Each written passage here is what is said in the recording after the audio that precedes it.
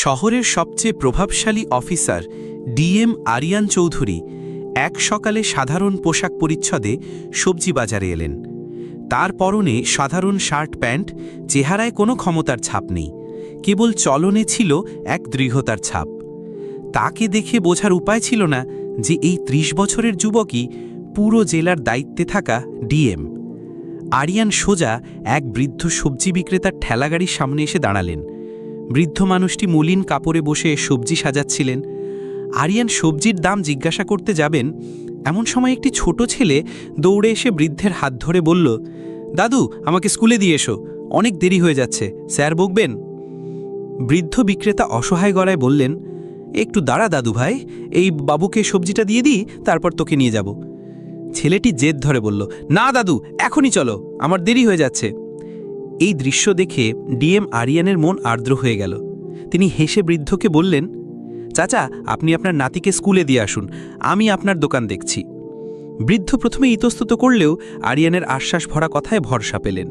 বললেন, ঠিক আছে বাবা, আমি এক্ষুনি আসছি। এই বলে তিনি নাতির হাত ধরে স্কুলের দিকে রওনা হলেন। আরিয়ান ঠেলাগাড়ির পেছনে দাঁড়িয়ে বাজারের পরিস্থিতি দেখতে লাগলেন। কিছুক্ষণ পরেই একটি মোটরসাইকেল এসে ঠেলাগাড়ির সামনে থামল। বাইক থেকে নামল এলাকার দাঁপুটে ইন্সপেক্টর মানিক। সে আরিয়ানকে দেখে তাচ্ছিল্যের সুরে বলল, কিরে ছোকরা, তুই আবার কবে থেকে এখানে বসলি? ওই বুড়োটা গেল কোথায়? আরিয়ান কিছু বলার আগেই বৃদ্ধ বিক্রেতা ফিরে এলেন। ইন্সপেক্টরকে দেখেই তার মুখ ভয়ে ফ্যাকাশে হয়ে গেল। তিনি হাত জোড় করে বললেন, সাহেব, কি লাগবে বলুন, যা চাই নিয়ে নিন। ইন্সপেক্টর হুকুমের সুরে বলল, 1 কিলো টমেটো, 1 কিলো ভিন্ডি আর 8 কিলো পটল দেয়। বৃদ্ধ বিক্রেতা কোনো কথা না বলে দ্রুত সবজি ওজন করে প্যাকেটে ভরে দিলেন।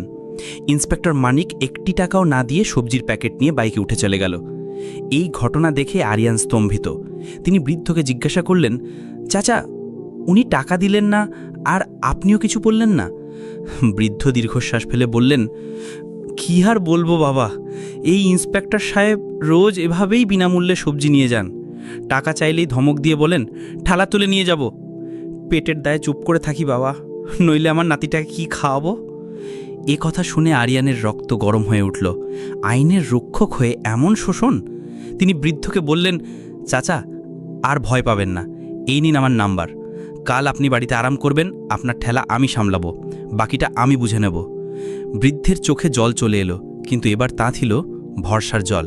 পরের দিন সকালে ডিএম আরিয়ান সাধারণ এক শ্রমিকের ছদ্মবেশে সেই ঠেলাগাড়ির পেছনে দাঁড়ালেন। যথাসময়ে ইন্সপেক্টর মানিক এসে হাজির।